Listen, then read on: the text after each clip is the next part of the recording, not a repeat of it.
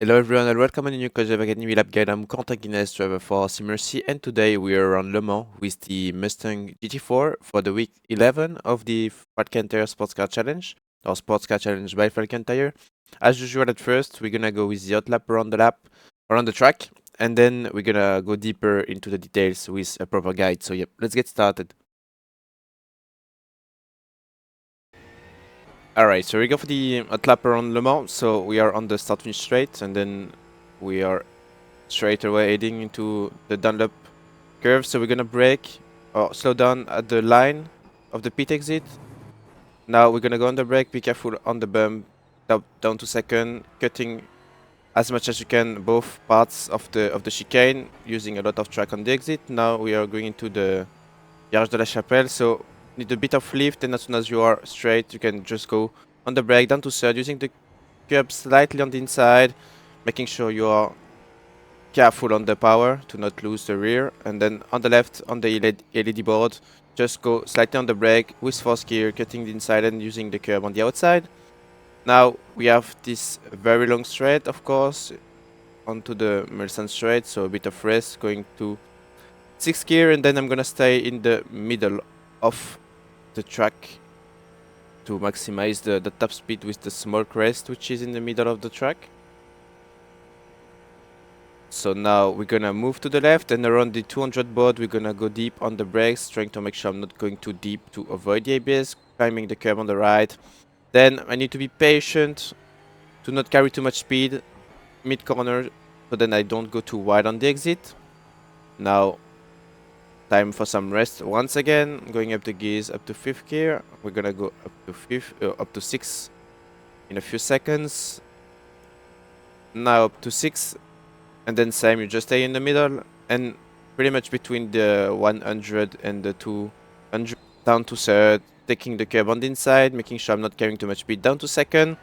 Then same, you need to be patient mid-corner to make sure you're not carrying too much speed on the way out. Now we are heading into the Mulsanne corner, so we're gonna go on the brake just before the curbing on the right side. So just going to the left to prepare the braking zone. Now before the curbing on the right, going on the brake, down to first, trying to make sure I'm carrying enough speed through the corner, trying to opening the steering on the way out. And now we go into the Indianapolis sector with Arnage just after that. So going up the gears once again, I'm gonna go up to 6. And we will arrive in one of the most trickiest spots for the other cars, pretty much all the cars, but yeah. With the Mustang it's okay, but it's the kink before Indianapolis. Need to be careful, gonna brake before the AstroTurf on the left. And then you need to make sure you keep it clean, minimizing the steering angle just right there. You need to be careful, as you can see a bit of oversteer, just arrive with a bit too much speed. There we're gonna brake before the 50, down to first, taking the curb on the inside and opening the steering on the way out. And now we are going to the Porsche curves. So up the gears, up to 6th gear in a few seconds. Here we go. And now we're just gonna brake between the 100 and the 50, which is not really there, but it's between the AstroTurf basically and the 100, using the curb on the inside, making sure I stay kind on power to not upset the back end. Then slowing down there, taking the curb on the left, now slowing down again, jumping to third, using the curb on the inside, trying to stick to the very inside, and then I will steer to the left, using the curb, being patient on the way out. Then I can put 4th gear to avoid wheel spin, another steer, and now we are heading into le raccordement, so the last few corners of the track. Gonna brake halfway into the pit entry, sorry. Thing with third, making sure I'm not carrying too much speed. It's really easy to lose the back end if you're carrying too much speed. Cutting the curbs, full power on the way out, and we're crossing the line for the lap around Le Mans.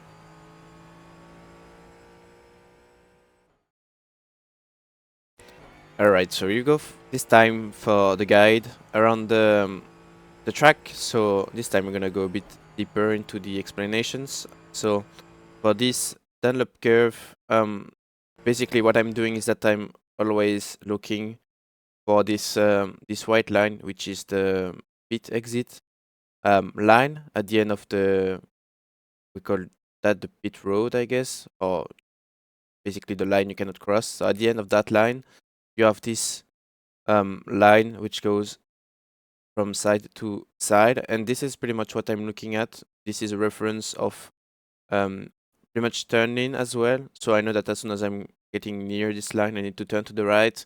And as you can see, once I'm getting close to it, I will just start to lift and use a bit of braking to just stabilize a bit the car, get a bit of rotation, and yeah, slow down a bit the car as well. So that's what you need to do. You need to be careful going into this right one, not being too aggressive because it's really easy to lose the back end. And also, once you are out of the right one, at the very end of this right one, right corner, you have a small bump. You can see there the car is moving. So you have to be careful about that one because if you are arriving with too much speed and also too much angle with the car, the rear might step out and you can just get sideways, and obviously you might be able to save it, but that's the not common mistake you can do, but that's yeah, a sort of mistake you can make as well at the kink before Indianapolis. And if you save it, you can still make the corner, but you are going to lose a bit the tires because you will need to press harder the brakes and you will hook a bit the front tires. So, so yeah, that's not ideal. The main idea there, most of the time with the GT4, it's a bit. This is the kind of track where you can actually see the differences with the GT4s we had before, because now you have more top speed, but you really feel the difference in terms of aerodynamic and stuff like that. So yeah, slowing down, just a bit of braking to settle the car on the inside, and as soon as the car is straight, you can just go on the brake. As you can see, I'm not braking that hard. I'm just trying to make sure I brake hard enough to slow it down enough, but at the same time, not too hard to make sure I'm not going too much into the ABS.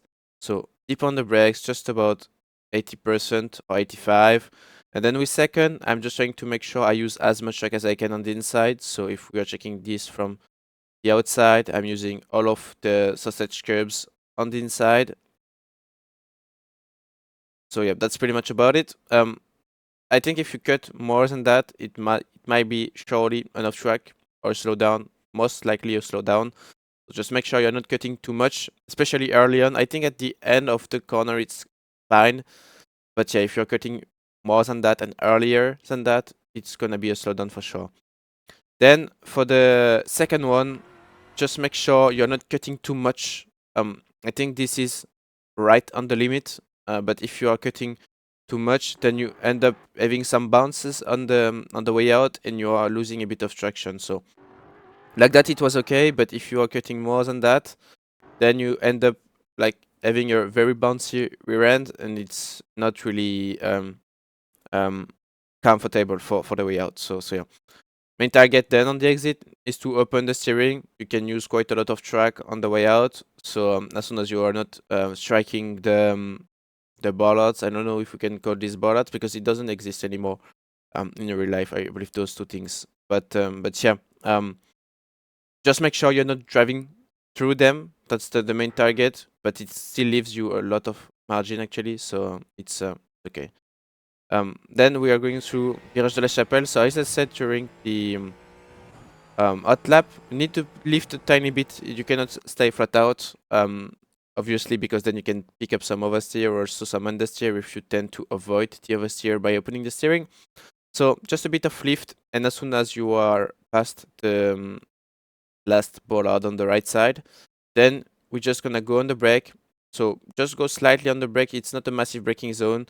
You're just reaching a small peak at maybe 85 or 90%, maybe most likely 85 or 80. But then you are quickly releasing the brakes to get the rotation, slow down the car. And as you can see, I'm just aiming for the curbing on the inside, not too much, because I always think that if you are able to go too deep on the curbing on the left side, is that you probably didn't carry enough speed. That's my opinion, but maybe I can do the corner another way. But the way I'm doing it, if I'm I'm able to almost get close or hug the grass on the left. This means I didn't carry enough speed. So yeah, I always prefer to carry a lot of speed going through this one. And I still managed to use the caps. So I guess at the end it's not too bad, but yeah, that's my idea of the corner pretty much. So yeah, just on the brakes, releasing the brakes to get the rotation, and as soon as you are into the corner and pretty much into the banking, then I just go on power. As I said during the hot lap, just make sure you stay in control with the way you manage the power. As you can see, there are a lot of um, counter steering because obviously we're using low downforce, so the cars are quite sensitive. The Mustang actually is the one which felt the most balanced of all. But yeah, it's tricky with all the cars. Obviously, maybe tires are not up to temp completely, even if after a lap it should be quite okay. But yeah, you have to be careful in those kind of corners where the car is a bit pointy, to make sure you are not pushing too much or not overdriving as well. It's important to sometimes lift a bit, but keep the car safe because it's always gonna go faster if the car remains under control, I would say, compared to if you are going fully flat, but with wheel spin slidings and stuff, it's not going to go faster. So yeah. Now we are going to Tertre Rouge. So as a braking reference, you can use the LED panel on the left. So the flag, the panel flag, or the flag panel on the left. But you also have a line which goes from the guardrail on the left to the white line. So you can use both actually. Both are quite easy to see, especially the LED. But most of the time, I'm watching the line because it's the one which is the closest to the track, and I always prefer to look at the things which are the closest to the track. But you can use both, and pretty much around those two things, I'm just gonna go on the brake, slightly on the brake, and then I will just bring the car onto the curb. I will let the car roll into the corner to not compromise the momentum. And as soon as I'm off the curbing, um, basically first to avoid going on power while the car is might be bouncing a bit, and at the same time I know that as soon as I'm off the curb, I it's fully safe to go on power without taking the risk of going wide on the exit. So yeah, that's what I'm thinking about when I'm going through Tertre Rouge, is to wait until I'm out of the curb to go on power. So then I avoid first the slowdown on the exit, and then I don't compromise the traction by going on power while the car is bouncing. So yeah. Using the curb on the exit, as you can see, a bit of counter steering. So once again, you need to be really precise on everything to make sure you can keep the car safe. Now we're gonna go fast forward. Nothing interesting going into the straights. We've already seen that on the hot lap. Now first chicane, basically braking around the 200. It was a bit same, a bit different because you are arriving with a lot of speed now, and usually we were used to brake around the yellow um part on the fence, but now it's too late. It's definitely way too late. I mean, you can still make the corner, but you are going to go so deep in the entry that you are going to completely compromise the exit going into the second chicane. So ideally, you just brake around the 200, as you can see, braking around the 200. So just between the two, it's not completely at the yellow thing. But yeah, usually when I say to the yellow, it's after the yellow. This time I'm lifting before the yellow, and I'm going on the brake before the yellow part. So yeah, so it's pretty much between the 200 and the yellow. But it also depends of the cars. But yeah, with the Mustang at least it's between the two, and deep on the brakes. Once again, now we are going fully straight, so we don't really need rotation. But as soon as I'm turning in, as you will see, I'm just going to release the brakes to get the rotation, climbing over the curb on the right. And as I said, during the hot lap, you just try to make sure you slow down the car enough before reaching out the left. You're not trying to go with a bit of power or lifting too much between the two corners, because if you do that, you will just go too wide on the exit, you are going to delay the moment you are going back on power, and you are going to lose time on the straight. So just climb over the curb on the right, making sure you're not climbing too much, using too much curb on the right, because you can take a slow down. And yeah, it's gonna be the same for the left. Just dropping to second, going over the curb, but not too much. And as soon as I'm out of the curb, steering gets open, then I can go fully flat, using a bit of curbing on the right hand side, and then we are off to the second chicane. So we're gonna do the same, just go fast forward, nothing really interesting going into the straight. Now this time we are just braking between the 200 and the 100, so you can pretty much aim for the shadows, even if once again it's never the best options to look at. But yeah, it gives you an idea of where you have to brake. You can also see the dirty wide rail on the right, which can be it can be a reference, I guess, as well. So yeah, just brake between the 200 and the 100. So on the brakes, just right now, deep on the brakes, it's exactly the same approach in terms of how you are going into the chicane. You are pretty much doing the same thing because it's pretty much the same corners, just the other way around. Just go to the left instead of going to the right. And yeah, then same. Just make sure you are not carrying too much speed going into the corner, especially because you have those slightly big curves. It's way bigger than the first one. So if you are arriving with too much speed, you're gonna strike them quite easily, and you can, yeah, unsettle a bit the car. So the idea there is to avoid that, to make sure you can have a flawless exit. So yeah, taking the curb, as you can see, the car doesn't move too much. Dropping to second, taking the curb on the inside, same. And on the way out, just making sure you are not going too wide. Obviously, just like that, it's okay. But when I say too wide, this means like going so wide that you need to keep steering to the right to bring back the car in the direction of the track, and then steer back to the left to take this left one. So I have, yeah, it's a different version of wide, because like this, I'm going wide, but it's okay because I don't need to make correction to go back to the right to bring the car closer to the track. I'm exiting wide, but a proper way of going wide. What I mean wide, once again, is going really wide like this, having to steer to the right to bring back the car, and then steer back to the left to take the left-hander just right here. So just make sure you're exiting wide, but not too wide. So yeah. Once again, managing on power, trying to make sure I take the curbing as straight as possible. So as you can see, I'm really following. I'm not trying to return like straight like this. I'm really trying to follow the shape of the curbing. So now we are going into Mulsanne.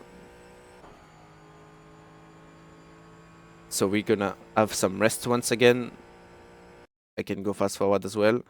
So yeah, for this one, I'm just like, as I said, I'm braking pretty much near the curbing. So basically, when I'm crossing the track, when I go from left from the cone to the right, it's pretty much halfway. Actually, it's before the curbing, obviously, but it's pretty much when I'm crossing the middle of the road. That I'm going on the brake. Obviously, going from left to right means that I can have a straight braking, so it's better, it's easier, and it should give you more braking performance as well. But yeah, once I'm crossing the road, I just go deep on the brakes. As you can see, I'm just trying to make sure I'm not going too deep as well to avoid going into the ABS. And as soon as I'm reaching out the cone on the left, I'm just turning to the right, making sure I can carry as much speed as I can, dropping to first, making sure I'm not striking the bollards on the inside. I guess it was close, but it was yeah, it was close, but I didn't get the slowdown, so it's okay. But yeah, just make sure you're not driving through them, because you can get a slowdown if you do it. But just like that, it was looking perfect, so couldn't do better really. So yeah, then just on the way out, opening the steering, and then we have this this long straight once again. We're gonna go fast forward again, up to 5th gear, up to 6 now, and now we are going into Indianapolis. So as I said, for Indianapolis, just make sure you brake a bit before the AstroTurf on the left. That's something very important, because if you are going too much speed, with the new update on the GT4, it's easy to lose the rear of the car and get a bit loose. And as I said, for Dunlop, if you just keep the car, save the car, it's going to cook the front tires with the braking. You might still keep the car on the track, but the thing is that you are going to have really hot front tires, or at least not really usable anymore front tires. So you are just going to have to slow down the car a lot to make the corner. So just braking around the 100, not really braking, but yeah, you're braking, but it's not like massive braking. You just bring the car into the corner pretty much, and it's a short braking, but at the same time, you're not putting massive amount of brakes because you still need to keep some rotation. So just braking before the green stuff, and then you just bring the car into the corner on the brakes. Need to be precise on the way you are putting those inputs anyway. Just minimizing as much as you can the steering angle, of course, because if you are being too aggressive on the steering, you might also it might benefit as well the fact you can lose the car. So yeah, just braking a bit before the AstroTurf on the left, and then as you can see, I'm bringing the car onto the curb with the brakes, and as soon as I mid corner, I'm just lifting a bit, trying to make sure I can keep some speed, and as soon as the car is off this right-hander, I'm just gonna go back on the brake, putting the car to the right, and then I will just make the car dive into the corner, taking the curbing, a bit of curbing on the inside. But yeah, I did actually carried a bit too much speed, so that's why I had this oversteer moment, because I went with slightly too much speed, and at the same time I should have cut a bit more the inside to make sure like I could have had the steering a bit more open as well. So yeah, this is a small mistake, but yeah, it didn't hurt that much the lap. Actually, I've lost a bit of time, but yeah, nothing major, I would say. It was about a tenth or a bit less. So yeah, that's about it for Indianapolis. Now Arnage, braking before the 50, so we are maybe at 75, I would say. The 50 is there, so we are braking about just around there, so it might be 75. It's not so far away from the 50, but it's not that close at the same time. So yeah, I'm braking at the 75, down the gears, down to first, driving around the curbing. As you can see, we're using a lot of track on the inside. So driving around the curbing, and as soon as I drive around the curbing, then you can just steer to the right, driving around the curbing. Now you use the curbing on the inside at the same time, without using too much, of course, because then it can unsettle a bit the car. And as soon as I'm out of the curbing, then I just focus on opening the steering, managing power at the same time, and now we are going into the push curves. So fast forward once again. So for the push curves, I'm just using the tire marks, which are also next to you can see the yellow parts on the fence on the right, but this is something I never look at really. I'm always looking at the Astro, and I use a few meters before as a reference. So yeah, you can use the tire marks. So the idea is to when you are near the tire marks, you just go slightly on the brakes. You need to be really careful there on the steering angle. You need to keep the steering as straight as you can, but at the same time putting some steering to the right to make the car rotate. But you have to be really careful, and also you have to make sure you're not going too hard on the brakes at first, because it's really easy to upset the rear of the car. So yeah, with the Mustang it's more okay, but it was mostly with the Porsche and the AMG, for example, that this kind of things could happen. So yeah, you have to be really careful. So on the brakes, and as you can see, making sure I'm not carrying too much speed, so then I'm able to actually take the curb on the inside. So as you can see, I'm still not on power, and once I'm in the middle of the corner of the curb, then I can go on power. And as you can see, I'm really not pushing the power. I try to keep the car stable, bringing the car back into the middle of the track, using the curb right here.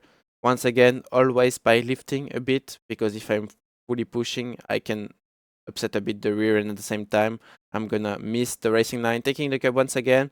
And from there, from the LED panel on the right, I'm just gonna completely lift off the power. go slightly on the brake to keep the car on the inside, using the curb on the inside, and from there I'm back on power, trying to manage the power to keep the car on the very inside. Once I'm done with the right-hander, I just dive to the left, I stay on power, I don't touch the brakes anymore, taking the curb on the inside, putting fourth gear early so then I can just go stronger on power without risking to get some oversteer. And then once I'm done with this corner, we can just head into part chicane first, and then we are heading into the module chicane and the raccordement as well, which is the very last chicane of the track. As I said during the outlap, I'm just braking halfway into the pit entry, so I'm not really trying to go at the very end of the pit entry because I will just not make the corner surely. So yeah, just brake in the middle of the pit entry, and then as you can see, heading into the corner, reset gear, taking the inside curb, just going on the throttle from the beginning of this left one, but from there I will lift, because if I'm carrying too much speed going into the very last chicane, it's gonna be tricky. But yeah, on the brakes, bringing the car into the corner on the brakes, and then I'm just going back slightly on power to get some speed more. But yeah, from there you can see I just use a bit of power to bring back the car to the second part of the chicane, but then just before actually going into the second part of the chicane, I'm just gonna go back on power because I need to slow down the car to keep it to the right hand side. A bit of power, but yeah, once again, you can you are not like it's not something you have to do absolutely to go back on power, I would say. It's a bit risky because if you are carrying too much speed, and at the same time, that's pretty much what happened there. I arrived with a bit too much speed, so I ended up not cutting enough this left one, and I had to take more cabbing on the right. So that's why I say that it's not like something you have to do absolutely going back on power, because I did miss a bit this left one by cutting in too much, and as you can see, the time is dropping quite a lot. I lost almost a tenth and a half. So yeah, that's something you have to keep in mind, is that it's more interesting to like let the car roll a bit there instead of just pushing on power and losing time by not being able to cut enough to the left. So yeah, that's something you have to keep in mind. So dropping to second, cutting the left, and then you can also cut a lot this right one. As you can see, it's like almost half the car going over the curb. But yeah, just make sure you're not cutting too much as well, because you can get a slowdown, and especially this one, it's really easy to get a slowdown if you're cutting this one too much. So yeah, and then on the way out, just make sure you can open the steering quickly and not take the gravel. And we are crossing the line, and we are done for the lap around Le Mans. Alright everyone, so we're done for today. That was the week 11 lap guide of the Sports Car Challenge by Falcon Tire Run Le Mans. Don't forget to like and subscribe to the Coach Dev Academy channel, and join the Discord server if you have any questions about the work we are making. And I see you next week for the last week of the season already. So have a good week of racing, and see you next time. Bye bye.